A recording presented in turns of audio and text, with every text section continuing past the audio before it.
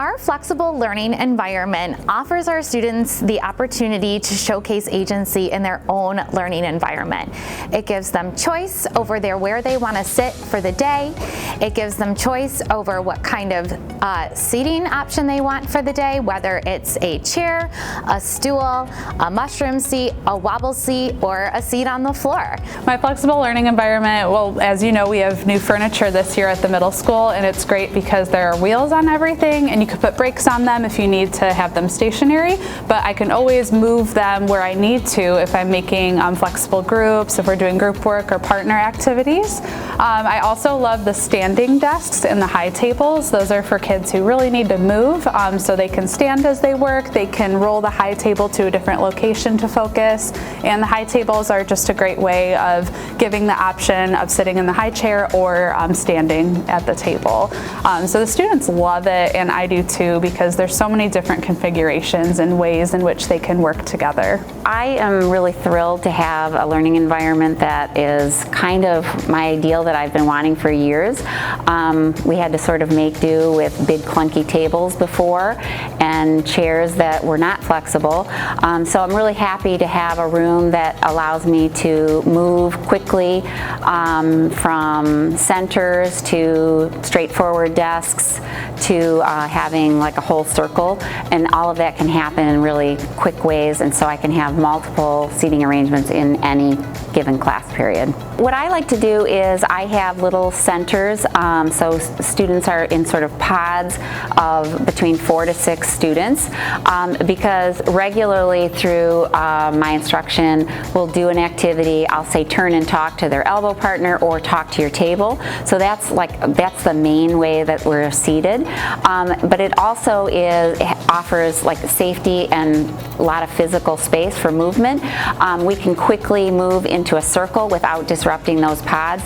It goes around this center table, so I can have whole class discussion and then quickly move into these pods or small group tables that are actually individual tables that can be split in different ways. My students all have high sensory needs because I teach autistic students, and so we have to be very flexible in our classroom. Because of their sensory needs and their processing, a lot of times they aren't able to sit still in a chair in a standard desk. So we use all of our flexible seating, and I actually have additional types of seating that I've implemented in addition to what the district's purchased. So for example, during circle time, I will tell my kids, it's time to come to the carpet, get something that you're going to be feeling comfortable to sit on and be able to sit on at the carpet. So a lot of our lessons actually take place on the floor, at different tables or stations. My kids all do have standard desks, but they almost never sit at them. With the furniture, I'm able to do a lot more collaborative assignments, let students kind of take the lead with activities by arranging them into groups. It also makes it easy to move the furniture around with everything having wheels. Students are able to rearrange whenever we do jigsaws or whenever we do Socratic seminars.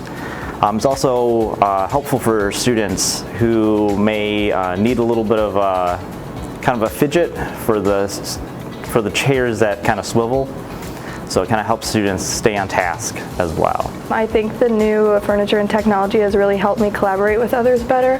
I think the way that you can move the furniture around and really just like, especially with like the moving desks, like you can find new ways to collaborate with people that like I never could before with desks just in rows. I think just like being able to have different options of where you sit really helps me focus, and having like different types of tables in groups helps me collaborate with other people better.